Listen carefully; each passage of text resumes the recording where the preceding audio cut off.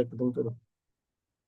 ওকে, এটা হচ্ছে বায়োরেট সিএফএক্স 96 যে মডেলটা, ওই মডেলের হচ্ছে পিসিআর মেশিনের সাথে সফটওয়্যারটা থাকে।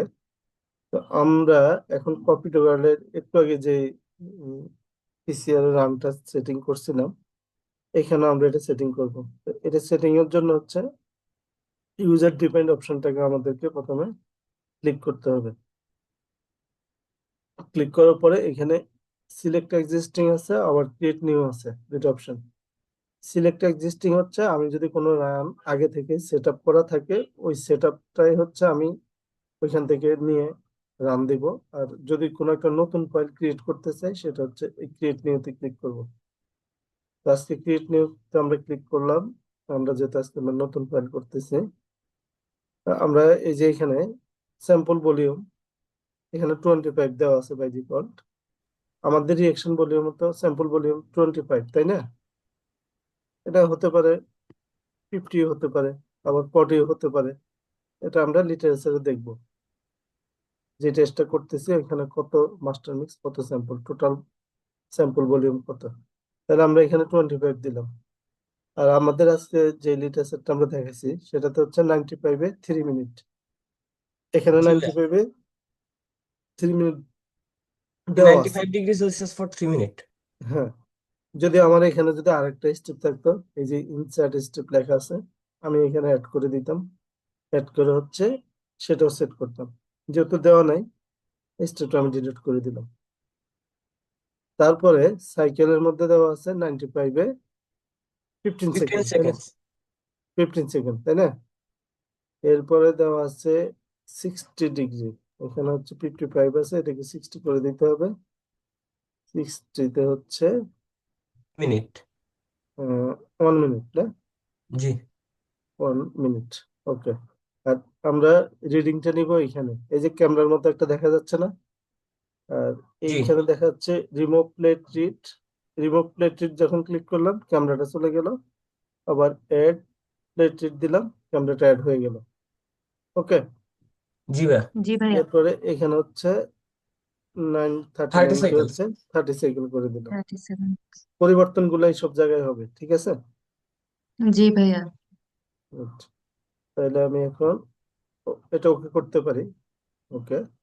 এই যে বলতেছে, do you want to save the sense to the protocol file. আমি চেঞ্জ করতে চাচ্ছি এবং এটা সেভ করতে চাচ্ছি। সেভ করে দিব হচ্ছে ডেস্কটপে।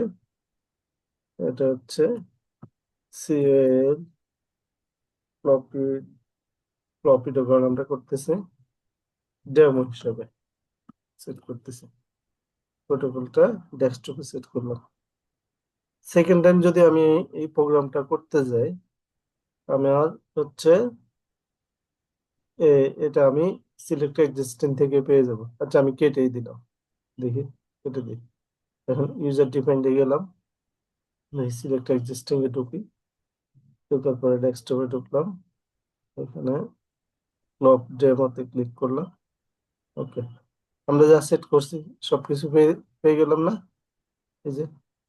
জি ভাইয়া। জি ভাইয়া। ওকে, তারপর নেক্সট দিব। এখন হচ্ছে এটাতে হচ্ছে আমরা, ও, এর আগেরটাতে কি করছি, এর আগে যে সফটওয়্যারটা সেখানে হচ্ছে এই ঘরের মধ্যে আমরা ক্লিক করে এখানে হচ্ছে ড্রাইগুলা এন্ট্রি করে দিছি। Green channel, yellow channel, orange, red, মানে প্যাম, হ্যাক্স, সাইপেড, টেক্সাস রেড। এখন আমরা এটার ক্ষেত্রে হচ্ছে নেক্সট দিয়ে এটা আলাদা অপশনে হচ্ছে আমরা সিলেক্ট করব। এখানে আমরা ক্রিয়েট নিউ ক্রিয়েট তৈরি করব। এখন আমরা হচ্ছে কতগুলা স্যাম্পল রান দিব, যতগুলা স্যাম্পল রান দিব ততগুলা ঘর হচ্ছে এখানে সিলেক্ট করব। যদি 96 স্যাম্পল দিই তাহলে একসাথে সিলেক্ট করব। তো আমরা এখানে 96 দিনে আমরা সাপোজ দুইটা, এই কটা হচ্ছে রান দিলাম।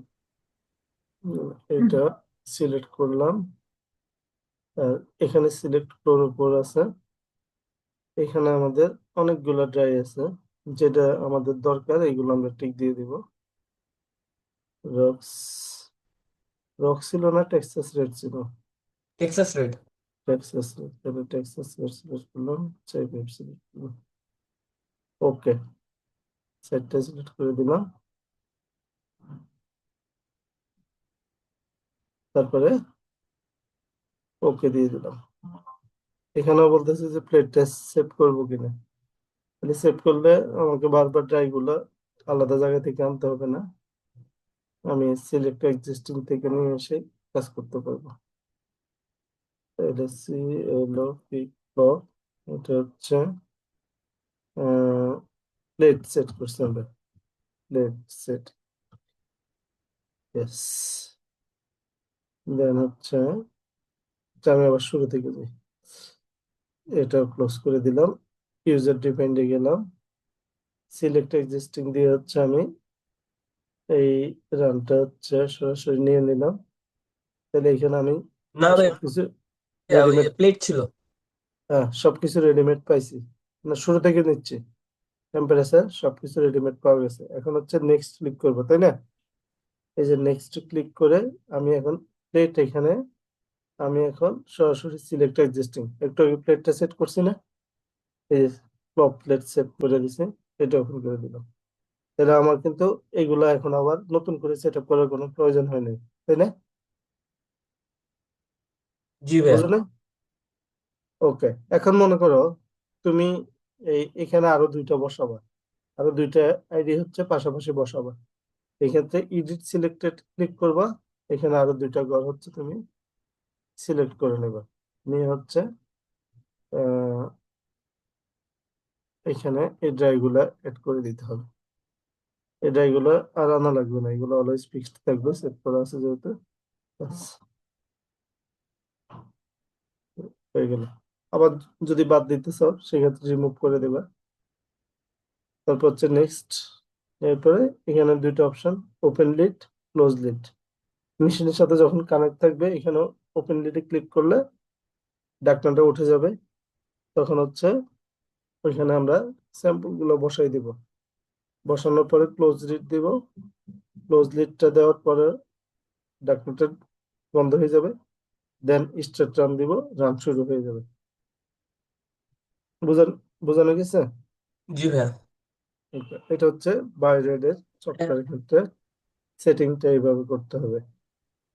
হ্যাঁ, মেশিনে কি অটো 4 ডিগ্রি টেম্পারেচারটা দেওয়া থাকে না, ওইটা আমাদেরকে সেট করে নিতে হবে, মানে যেটা ইনফিনিটি টাইম থাকে।